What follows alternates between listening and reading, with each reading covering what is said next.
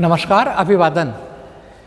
Remedial class में inter physics गतिमान आवेश तथा चुंबकीय क्षेत्र चैप्टर नंबर 7। आज मैं आपसे बहुत इंपॉर्टेंट टॉपिक पर चर्चा करूंगा। गतिमान आवेश पर बल, लॉरेंज बल, दो समांतर धारावाही तारों के बीच बल, उनके कुछ न्यूमेरिकल्स, कुछ नियम, इन पर मैं आज आपसे विशेष चर्चा करने वाला हूँ। आइए चर्चा आरंभ करते हैं। अगर कोई स्थान ऐसा है कि वहाँ वैद्युत क्षेत्र भी है और चुंबकीय क्षेत्र भी है, और ऐसे स्थान पर कोई आवेश जा रहा है गुजरता हुआ, तो उस पर तो दोनों बल लगेंगे ना भाई। वैद्युत क्षेत्र के कारण वैद्युत बल लगेगा और चुंबकीय क्षेत्र के कारण चुंबकीय बल लगेगा, है ना। तो वैद्युत क्षेत्र लगेगा QE के बराबर।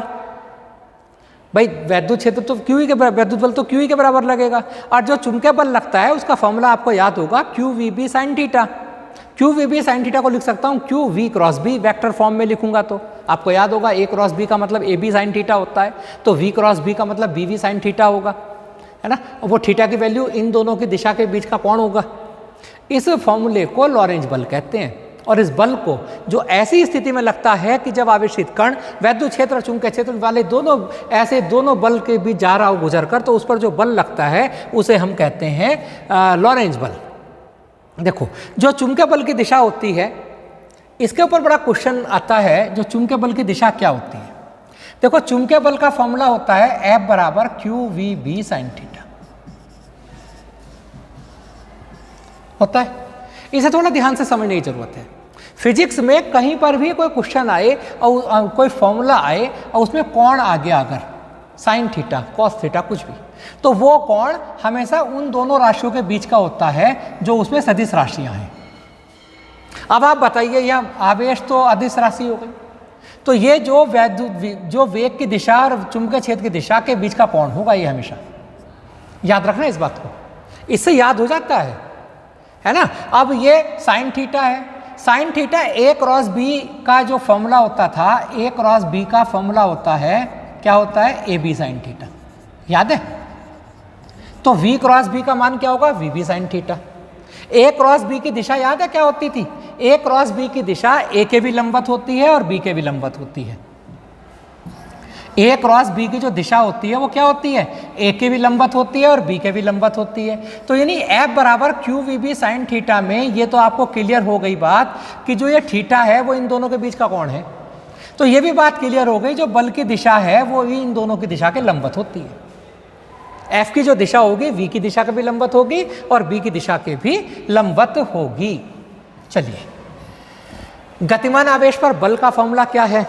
गतिमान आवेश पर बल का फॉर्मूला होता है F बराबर QVB साइन थीटा, या मैं उसे कह सकता हूं F बराबर क्या लिख सकता हूं, F बराबर Q into V cross B।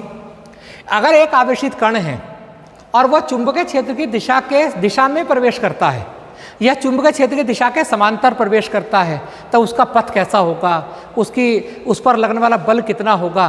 तो देखो, समांतर या प्रति समांतर, समांतर का मतलब है उसी दिशा में और प्रति समांतर का मतलब है तो समांतर पर दिशा विपरीत है। तो बल का फॉर्मूला होता था F बराबर QVB साइन थीटा। समांतर गति करेगा तो F बराबर QVB साइन 0, बल 0 लगेगा और उसका पथ रेखीय होगा। बात समझ में आ गई। मतलब कहने का मतलब ये है, अगर कोई आवेशित कण है और वो आवेशित कण चुंबकीय क्षेत्र में क्षेत्र की दिशा के समांतर गति करता है या प्रति समांतर गति करता है, तो उस पर लगने वाला बल 0 होगा, और जब उस पर कोई बल ही नहीं लगेगा तो उसका पथ क्यों बदलेगा, और उसका पथ रेखीय होगा। यानी मैं कह सकता हूँ चुंबकीय क्षेत्र की दिशा वह होती है, क्या होती है, वह दिशा होती है जिसके अनुदिश गतिमान आवेशित कण पर कोई बल नहीं लगता है, लगने वाला बल 0 होता है। अगर वो गतिमान आवेशित कण चुंबकीय क्षेत्र के लंबवत प्रवेश करता है, मतलब ये है, ये चुंबकीय क्षेत्र की दिशा है और एक आवेशित कण ऐसे प्रवेश कर रहा है लंबवत, है ना, 90 डिग्री कोण, तो उसका पथ कैसा होगा, उस पर लगने वाला बल कितना होगा।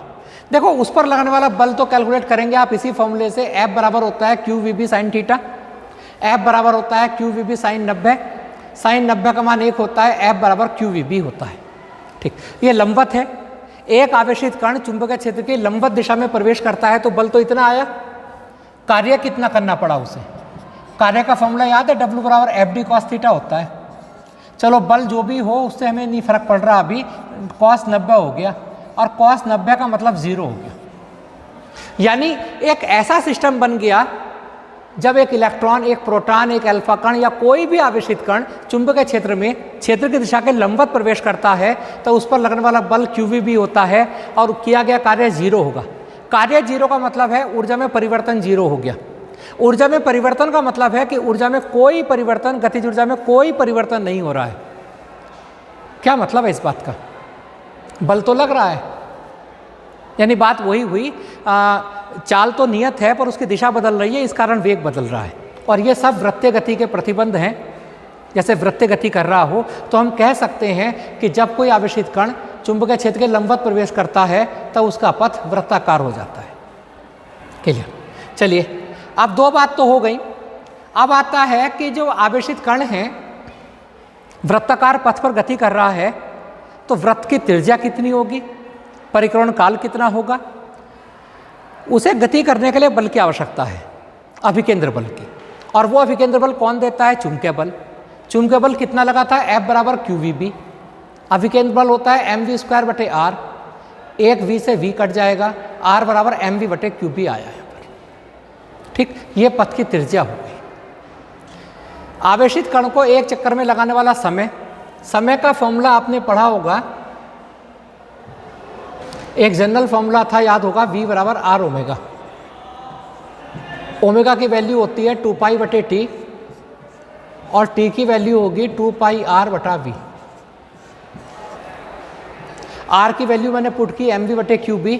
जब r की वैल्यू पुट करूंगा तो ये आंसर आ जाएगा। ये त्रिज्या का आया। इनके ऊपर न्यूमेरिकल बहुत ज़्यादा आते हैं। अब मैं बात करूंगा जब किसी आवेशित कण ने चुंबकीय क्षेत्र में समांतर प्रवेश किया, उसका पथ रेखीय हुआ, बल जीरो हुआ। लंबवत प्रवेश किया तो उसका पथ वृत्ताकार हुआ। ना वो समांतर प्रवेश करता है ना वो लंबवत प्रवेश करता है, वो किसी भी कोण पर प्रवेश करता है, 30 डिग्री पर, 50 पर, 60 पर, तो उस पर बल का फॉर्मूला होगा F बराबर QVB sin थीटा और उसका जो पथ होगा वो कुंडलीकार होगा। पथ कैसे होगा? कुंडलीकार। जैसे अभी त्रिज्या निकाली थी, त्रिज्या तो ये आएगी mv sin θ/QB। परिक्रमण काल उतना ही होगा, t बराबर 2πm/QB जो बताया था।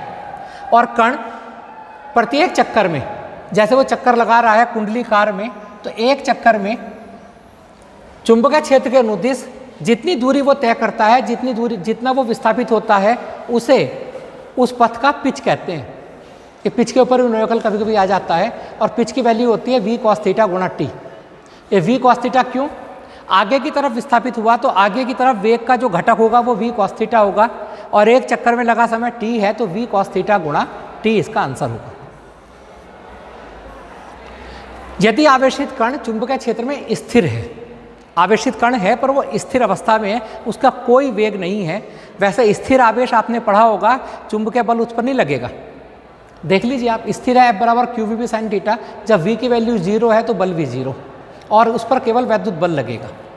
आपको याद होगा मैंने कहा था स्थिर आवेश केवल वैद्युत क्षेत्र उत्पन्न करता है, गतिमान आवेश वैद्युत क्षेत्र भी उत्पन्न करता है और चुंबकीय क्षेत्र भी उत्पन्न करता है। एक न्यूमेरिकल यहाँ लेते हैं हल्का सा, छोटा सा। मैंने कहा एक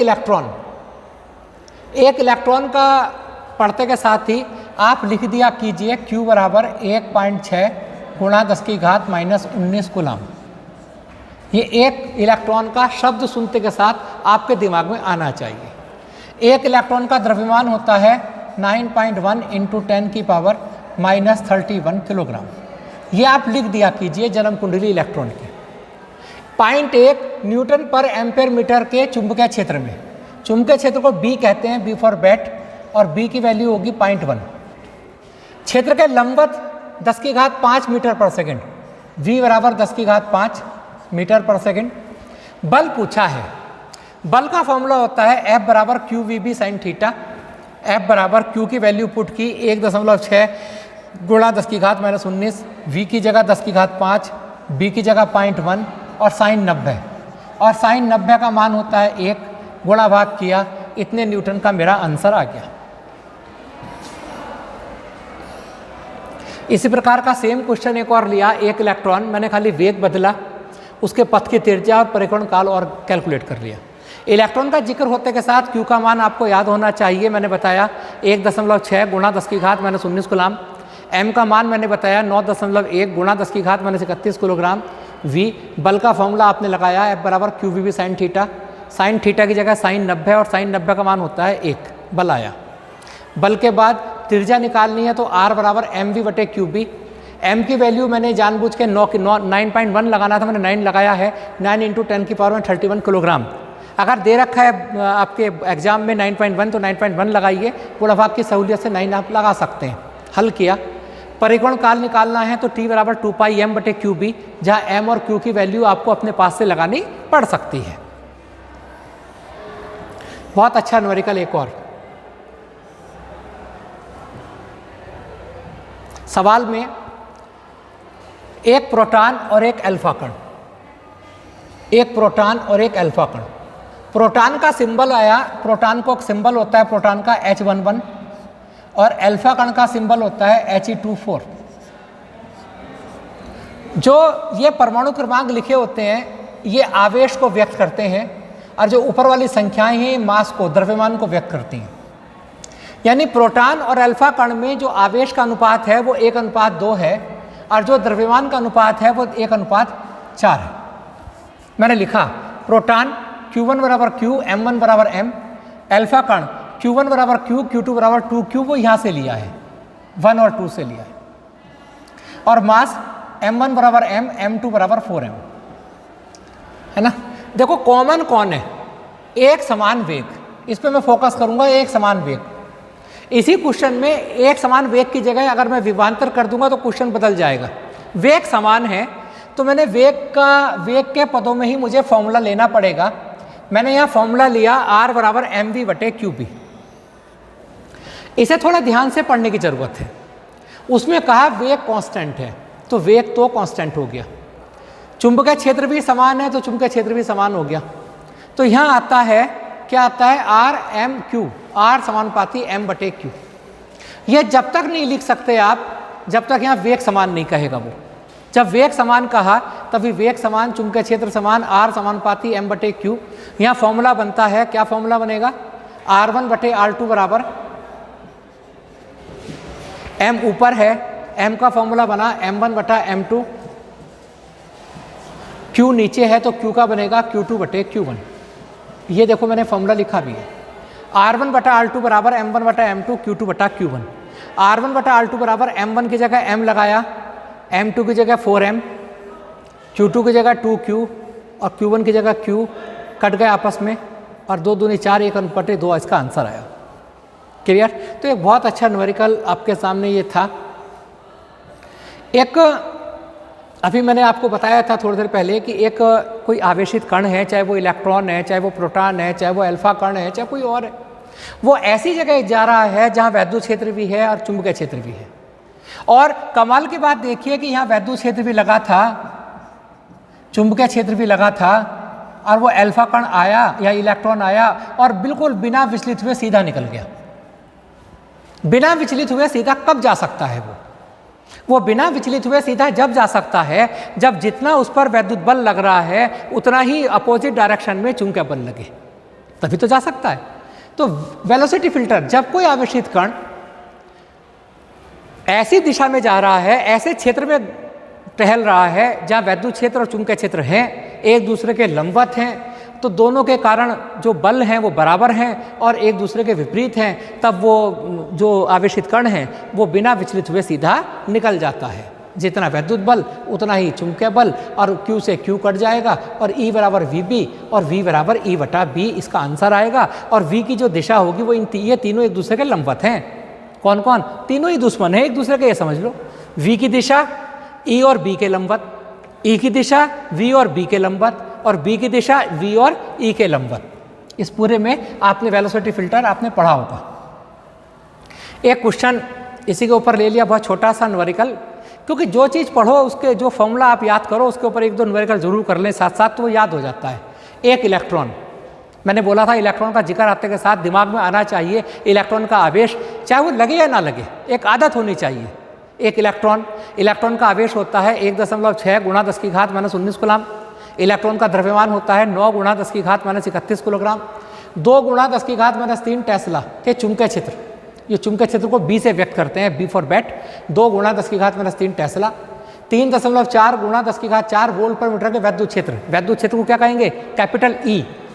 यदि यह अविक्षेपित रहता है, अविक्षेपित का मतलब जान रहे हैं? अविक्षेपित मतलब विक्षेप नहीं आता उसमें, बिना विचलित हुए सीधा चला जाता है, तब इलेक्ट्रॉन का वेग और दिशा कितनी होगी? बी की वैल्यू दे रखी है, ई की दे रखी है, वेग का मान होता है v बराबर ई बटा बी, दोनों का मान लगाया, आंसर आया। और इस v की दिशा भी लिखनी होगी, तो v की दिशा क्या लिखोगे? वैद्युत क्षेत्र की दिशा और चुंबकीय क्षेत्र की दिशा दोनों के लंबवत, तीनों एक दूसरे के परस्पर ये लंबवत होते हैं। एक इस चैप्टर में साइक्लोट्रॉन के ऊपर भी बहुत से शॉर्ट क्वेश्चन आते हैं। अब साइक्लोट्रॉन लॉरेंज और लिविंगस्टन ने 1934 में इसके बारे में बताया था। और साइक्लोट्रॉन है क्या? साइक्लोट्रॉन, आप बंदूक देखते हैं ना, गोली को गति देती है, तो साइक्लोट्रॉन भी धन आवेशित कण। कौन धन आवेशित कण? जैसे प्रोटॉन है, ड्यूट्रॉन है, अल्फा कण है, और उनके आयनों को उच्च ऊर्जा तक त्वरित करने में इसका उपयोग किया जाता है। यानी साइक्लोट्रॉन एक ऐसा उपकरण है जिसके द्वारा धन आवेशित कणों को ऊर्जा प्रदान की जाती है, या उसके आयनों को। साइक्लोट्रॉन में भी वही जो अभी वेलोसिटी फिल्टर बताया ना, परस्पर लंबवत वैद्युत क्षेत्र और चुंबकीय क्षेत्र का उपयोग किया जाता है, और इनका उपयोग करके आवेश को बार बार त्वरण दिया जाता है, उसकी स्पीड को बढ़ाया जाता है साइक्लोट्रॉन। और साइक्लोट्रॉन के बारे में बात बताएं तो साइक्लोट्रॉन के लिमिटेशंस के ऊपर भी बहुत सारे शॉर्ट क्वेश्चन आते हैं। जैसे साइक्लोट्रॉन के द्वारा न्यूट्रॉन को त्वरित नहीं किया जा सकता, न्यूट्रॉन उदासीन है। आवेशित कण को करते हैं, अनावेशित कण को त्वरित नहीं कर सकते। इलेक्ट्रॉन को त्वरित नहीं कर सकते क्योंकि इलेक्ट्रॉन बहुत हल्का कण है, इलेक्ट्रॉन का द्रव्यमान बहुत कम है। आवेशित कणों को उच्च वेग तक त्वरित नहीं किया जा सकता, उसकी भी एक लिमिटेशंस है। ऐसा नहीं है उसे हम जितना चाहें उसे उतना हम त्वरित कर लें, है ना। और साइक्लोट्रॉन के उपयोग बहुत हैं। साइक्लोट्रॉन का उपयोग बेसिकली नाभिक या विघटन में, जब किसी नाभिक को छोटे छोटे नाभिकों में तोड़ना होता है तब इसका उपयोग करते हैं। रेडियो एक्टिव समस्थानिक को उत्पन्न करने में इसका उपयोग करते हैं। आयनों को ठोस में बदलने में इसका उपयोग करते हैं। न्यूक्लियर रिएक्टर में इसका उपयोग करते हैं। तो साइक्लोट्रॉन के बहुत ज़्यादा उपयोग हैं। अब आता है धारावाही चालक पर बल का फॉर्मूला, जो मैंने आपको शुरू में बताया भी था, आपने पढ़ा भी है। एक चालक है, उस चालक की लंबाई L है। क्या है? L। उस चालक में I धारा प्रवाहित हो रही है, तो उस चालक पर कुल कितना बल लगेगा? तो उसका फॉर्मूला होता था F बराबर IBL sin theta. I constant रख सकते हैं, B गुणा L। और ये आपको समझ आया होगा कि थीटा किसके बीच का कोण होगा? यहाँ थीटा L और B के बीच का कोण है। L और B मतलब L तो होगी इसकी अक्ष छड़ की, और ये चुंबकीय क्षेत्र है अगर, तो इनके बीच का कोण है।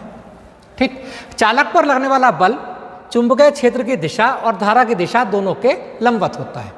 पता ही है ना, F की जो दिशा होगी वो इन दोनों की छड़ की, इसकी दोनों की दिशा के क्या होगा? लंबवत होगा। अगर कोई चालक चुंबकीय क्षेत्र की दिशा के समांतर रखा है तो समांतर रखने पर जो कोण 0 लगेगा, और F बराबर BIL sin 0 होगा, और sin 0 का मान 0 होता है, आपको पता है।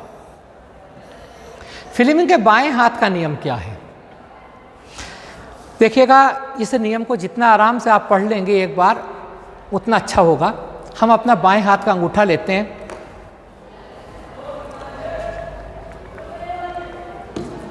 बाएं हाथ का अंगूठा लेते हैं, उसके पास की 2 उंगली, एक मध्यमा एक तर्जनी, इन तीनों उंगलियों को एक दूसरे के लंबवत रख लेते हैं। इस प्रकार की बंदूक बनाते हैं।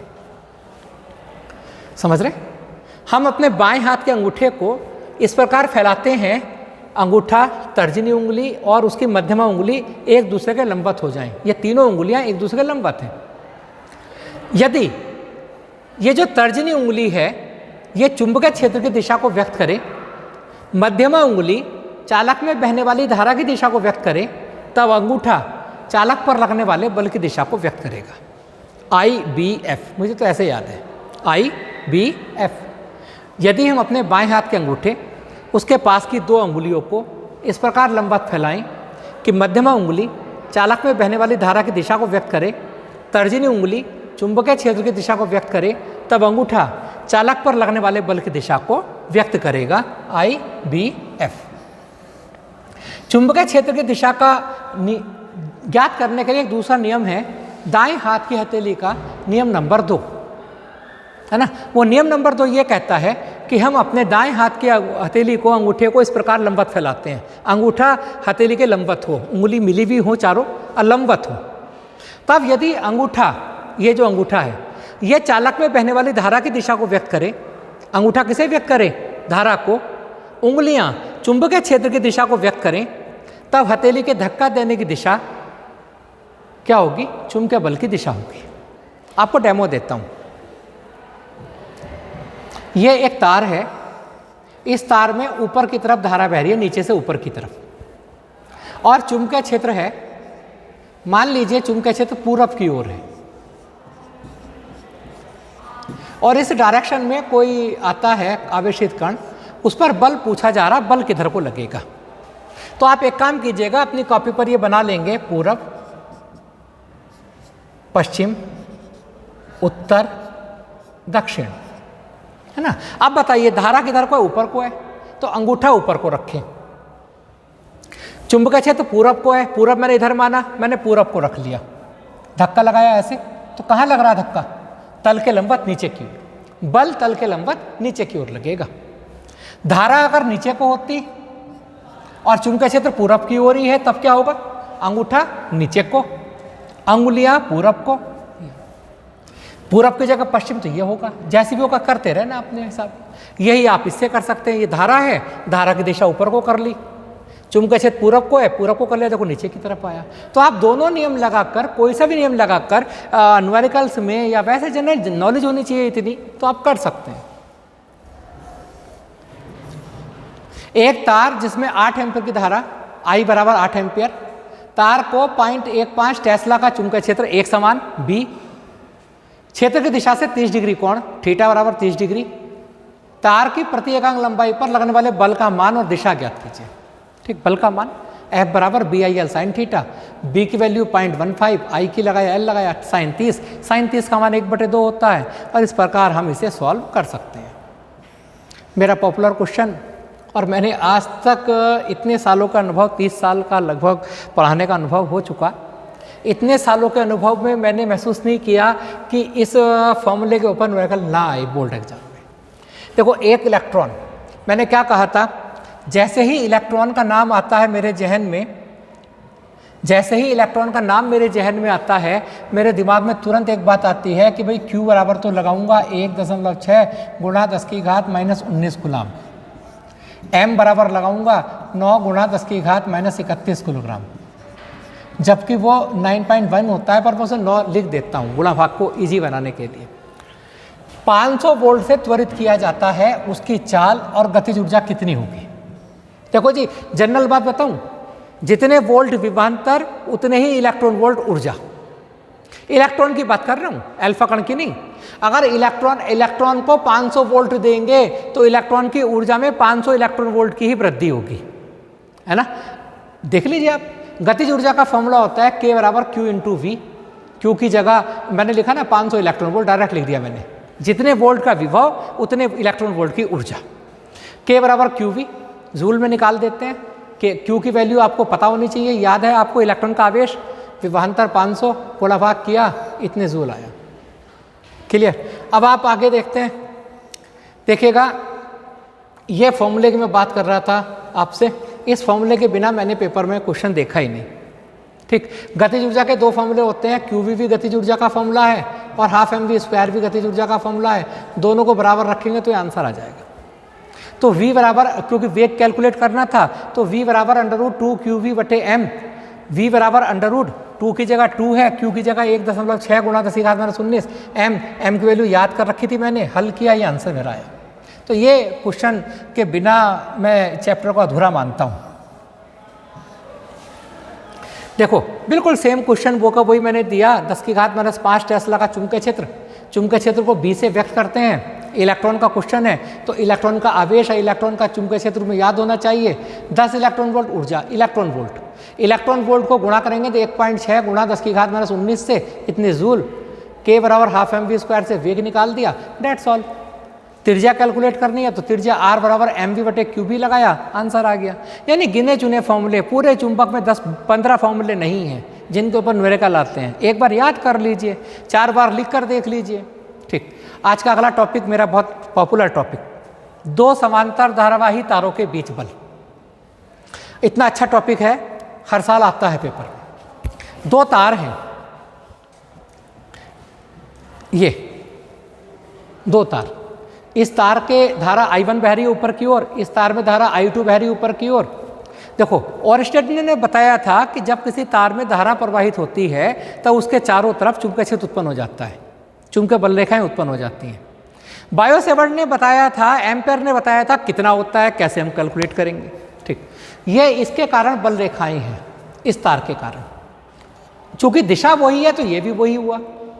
तो ये दोनों जैसे ऐसे व्यवहार करते हैं, कैसे व्यवहार करेंगे बताओ, दोनों तार है ना। तो जब दोनों तारों में धारा प्रवाहित होती है तो दोनों के चारों तरफ चुंबकीय क्षेत्र उत्पन्न हो जाता है, और वो चुंबकीय क्षेत्र के कारण ये तार एक दूसरे पर चुंबकीय बल लगाते हैं, और वो चुंबकीय बल हमेशा आकर्षण का होता है अगर तार में धारा की दिशा एक है तब।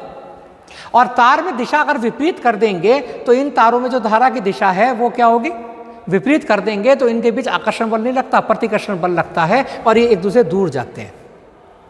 यानी जब दो तार पास पास रखेंगे, उनमें धारा प्रवाहित करेंगे तो उनके पीछे एक बल लगेगा, है ना। ये बात यहाँ से निकल कर आती है। ठीक, आगे हम चलते हैं, बात कितना बल लगेगा भाई। ठीक है, अब देखते हैं कितना बल लगेगा, वो आपको अभी बताते हैं हम। ये दो तार हैं सर, एक PQ और एक RS। PQ में धारा I1 ऊपर की तरफ बह रही है, RS में भी ऊपर की तरफ बह रही है। ठीक, ये तार इसके चुंबकीय क्षेत्र में है और ये तार इसके चुंबकीय क्षेत्र में है। मैं ये मानता हूं कि इस तार के कारण इस तार पर कितना चुंबकीय क्षेत्र लगा, कितना लगा। तार PQ की धारा के कारण तार RS के किसी बिंदु पर चुंबकीय क्षेत्र, चुंबकीय क्षेत्र का फॉर्मूला होता है B बराबर μ0/4π 2I/r। चुंबकीय क्षेत्र का फॉर्मूला हुआ B बराबर μ0/4π 2I1/r, क्योंकि धारा I1 है, डिस्टेंस इसके इस तार के इस तार तक की दूरी r है, तो चुंबकीय क्षेत्र का फॉर्मूला हुआ μ0/4π 2I1/r हुआ। इसकी दिशा क्या होगी, कैसे बताएं, मैंने बताया था आपको, अंगूठा धारा की दिशा में रखो, उंगली दूसरे तार की तरफ रखो, ये चुंबकीय क्षेत्र की दिशा होगी नीचे की ओर। इसकी दिशा होगी, मैंने लगाया तल के लंबवत नीचे की ओर, तल के लंबवत नीचे की ओर। ठीक, बहुत अच्छी बात है। इस तार के कारण इस पर दिशा क्या होगी, ये भी वैसे ही कैलकुलेट कर लेता हूँ नॉर्मली। अंगूठा धारा की दिशा में, उंगली ऊपर की ओर, यानी इस तार के कारण नीचे की ओर और इस तार के कारण इस पर ऊपर की ओर, तभी तो बल आकर्षण का होगा, तभी तो उल्टे ध्रुव बनेंगे, एक उत्तरी ध्रुव की तरह कार्य करेगा, एक दक्षिण ध्रुव की तरह कार्य करेगा, और आकर्षण का बल होगा। ठीक, तार RS की L लंबाई पर बल, बल का फॉर्मूला होता है F बराबर BIL sin थीटा। F बराबर B की जगह ये μ0/4π 2I1/r, I की जगह I2 क्यों लगाया, क्योंकि RS पर बल निकाल रहा हूँ, इसके कारण इस पर बल। I की जगह I2, साइन 90 क्यों लगाया, अभी तो बताया, चुंबकीय क्षेत्र नीचे की ओर लग रहा, लंबवत। ठीक, इस L को F के नीचे ले जाता हूँ और ये फॉर्मूला बन जाएगा F/L बराबर, ये एक फॉर्मूला बन गया F/L बराबर μ0/4π 2I1I2/r। यानी पहले मैंने बताया था कि जब दो तारों में धारा बहती है तो उनके बीच बल आकर्षण का लगता है। अब मैं बता रहा हूँ इतना बल लगेगा, और क्यों आकर्षण का लगा मैंने बताया, एक तार के कारण नीचे की तरफ चुंबकीय क्षेत्र लग रहा, दूसरे कारण ऊपर की तरफ। इसमें एक बहुत पॉपुलर क्वेश्चन बनता है, 1 एम्पेयर की धारा किसे कहते हैं। इस फॉर्मूले में मैं I1 I2 को 1 एम्पेयर मान लेता हूँ, R को 1 मान लेता हूँ, तो ये हल करके आया F/L बराबर 2 × 10⁻⁷ Nm/m। इससे एक बात क्लियर होती है कि अनंत लंबाई के दो तार हैं, वो रखे हैं एक दूसरे के पास, समांतर है एक दूसरे के, उनके बीच की दूरी 1 मीटर है, उनके बीच दोनों तारों में मैं 1-1 एम्पेयर की धारा प्रवाहित करता हूँ। इस तार में भी 1 एम्पेयर की धारा प्रवाहित करी, इस तार में भी 1 एम्पेयर की धारा प्रवाहित करी, बीच की दूरी भी 1 मीटर रखी, तब उनके बीच जितना बल लगेगा वो बल लगता है 2 × 10⁻⁷ न्यूटन का बल अगर लगता है तो माना जाता है कि वो दोनों धाराएं 1 एम्पेयर की हैं। यानी 1 एम्पेयर धारा वह धारा है जो निर्वात में अनंत लंबे दो तारों के बीच, जबकि उनके बीच की दूरी 1 मीटर है, में प्रवाहित होने पर तारों के बीच प्रति मीटर लंबाई पर 2 × 10⁻⁷ न्यूटन का बल उत्पन्न करती है। क्लियर। एक क्वेश्चन कंपटीशन के लेवल का और बताते हैं। यदि तारों में धारा समान दिशा में प्रवाहित होती है तब उनके बीच बल आकर्षण का होता है। यदि तारों में धारा विपरीत दिशा में होती है तब उनके बीच बल प्रतिकर्षण का होता है। ये चित्र पर जरा गौर फरमाइए। ये दो तार हैं, इन दोनों तारों में धारा एक दिशा में जा रही है। तार में धारा की बात मत करो, दो इलेक्ट्रॉन एक दिशा में जा रहे हैं नीचे से ऊपर को, दो अल्फा कण जा रहे हैं एक दिशा में। तो जब दो अल्फा कण एक दिशा में जाते हैं, दो इलेक्ट्रॉन जाते हैं, दो प्रोटॉन जाते हैं, दो तार पास पास रखकर उनमें धारा एक दिशा में प्रवाहित करते हैं, तो उनके बीच बल आकर्षण का होता है। आकर्षण का कारण वो तार एक दूसरे के पास आना चाहते हैं। और ये आकृति देख रहे हैं, कौन से लेंस की आकृति है ये अपसारी लेंस की आकृति है, अवतल लेंस की आकृति है, यानी वो अपसारी की तरह व्यवहार करते हैं। ये बहुत क्वेश्चन आता है कंपटीशन में कि दो अल्फा कण एक दिशा में जा रहे हैं, उनकी प्रकृति कैसी होगी, अभिसारी अपसारी, कह नहीं सकते, ये नहीं हो सकता, वो नहीं हो सकता, तो कैसी होगी, अपसारी होगी। और अगर ये विपरीत दिशा में जाते हैं तो इनके बीच बल कैसा होगा, प्रतिकर्षण का। और ये दोनों तार क्या होंगे, एक दूसरे की विपरीत दिशा में जाना चाहेंगे, फूल जाएंगे, तार दूर जा रहे हैं, ये अभिसारी प्रवृत्ति कहलाती है। अभिसारी लेंस है, उत्तल लेंस, तो इस प्रकार की प्रवृत्ति को अभिसारी प्रवृत्ति कहा जाता है। एक न्यूमेरिकल ले लेते हैं, बहुत छोटा सा न्यूमेरिकल है। दो सीधे लंबे तार जिनमें 5 एम्पियर धारा बह रही है दोनों तारों में, यानी I1 भी 5 एम्पियर है और I2 भी 5 एम्पियर है, एक दूसरे से 2 सेमी दूरी पर है। 2 सेमी का मतलब है ये 100 से भाग करके मीटर बनाया। तारों की 20 सेमी लंबाई पर, 20 सेमी का मतलब है 100 से भाग करके मीटर बनाया। कितना और कैसा बल लगेगा, बल का फॉर्मूला लगाया, μ0/4π का मान 10⁻⁷ है, आंसर आया। कैसा लगेगा, तो नीचे लिख देना, आपको लिखना पड़ेगा, यदि दोनों तारों में धारा एक दिशा में है तो बल आकर्षण का लगेगा, और यदि दोनों तारों में धारा विपरीत दिशा में है तो बल प्रतिकर्षण का लगेगा। एक क्वेश्चन आपका और लेते हैं, लास्ट क्वेश्चन है मेरा। दो सीधे समांतर तार ए और बी 10 मीटर और 16 मीटर लंबे हैं। एक तार की लंबाई 10 मीटर, एक तार की लंबाई 16 मीटर, ये L1 L2, तथा इनमें विपरीत दिशा में 4 एम्पियर 5 एम्पियर धारा बह रही है। विपरीत दिशा, विपरीत दिशा का मतलब यहाँ है कि बल प्रतिकर्षण का होगा। अगर दिशा एक होती तो बल आकर्षण का होता, दिशा विपरीत है तो बल प्रतिकर्षण का होगा। यदि उनके बीच की दूरी 4 सेंटीमीटर है, r बराबर 4 सेंटीमीटर मतलब 0.04 मीटर 100 से भाग करके, बल कितना होगा। बल का फॉर्मूला होता है F/L बराबर μ0/4π 2I1 I2/r। μ0/4π का मान 10⁻⁷ गुणा भाग किया ही आया। ये प्रतिकर्षण इस वजह से लिखा क्योंकि दोनों की दिशा क्या है, विपरीत है। ठीक है, थैंक यू, नमस्कार।